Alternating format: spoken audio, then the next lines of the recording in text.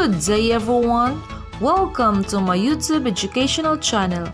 For more educational videos, please like and subscribe Pacific Gazette Educational Channel. I'm your teacher, Teacher Jeanette Embolodi Aliado.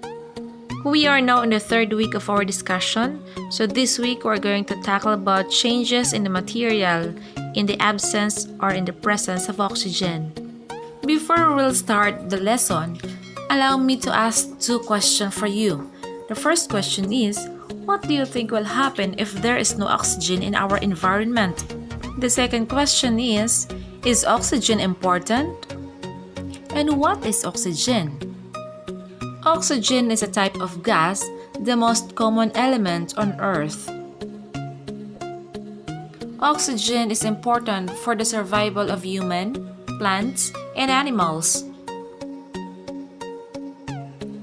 Where can we find oxygen? Oxygen can be found in plants and trees around us. Now let us have an experimentation. Our materials are potato, knife, and plates. Procedure. Step number 1. Slice the potato. Step number 2. Leave the potato in 5 minutes. Step number 3. Observe the color of the potato. You're right. And why the potato becomes brown? It is because of the food enzymes that reacts with the oxygen through oxidation.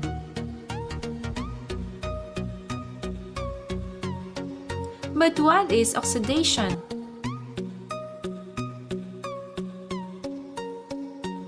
Oxidation means it is a chemical reaction in which there is a less or gained oxygen. And now let us have another experimentation. Experiment number 2.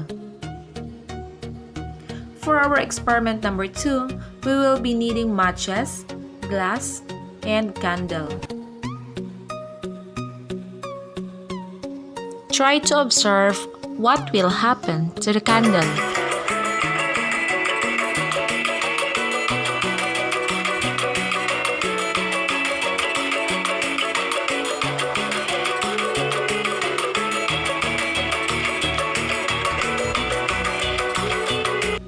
What is the reason why the light of the candle goes out?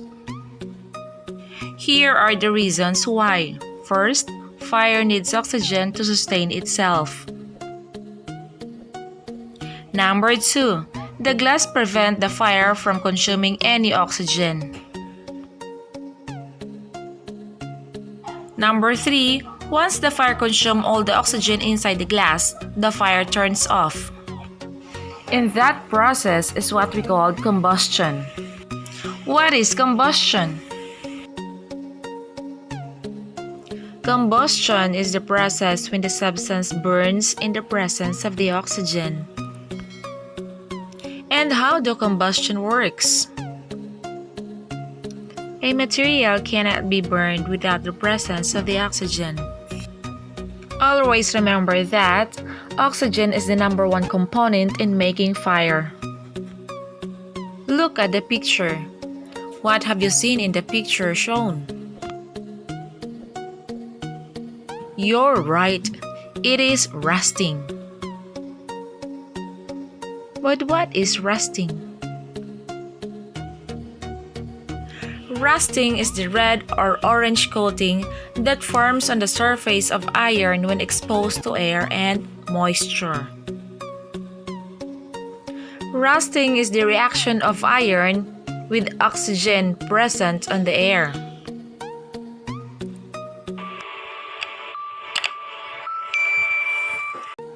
How can we prevent the occurrence of rusting? Here are the ways to prevent rusting. Number 1. Use stainless steel or alloy. Number 2. Apply oil. The coating of oil will prevent rusting. for its lower the formation of rust since it inhibits moisture in the iron, reaching the iron metal. Number 3. Let us keep it dry and clean. Number 4. Paint the metal. A good quality paint will slow down rusting because it prevents the moisture in reaching the metal. All of the experimentation that you have seen are examples of chemical change.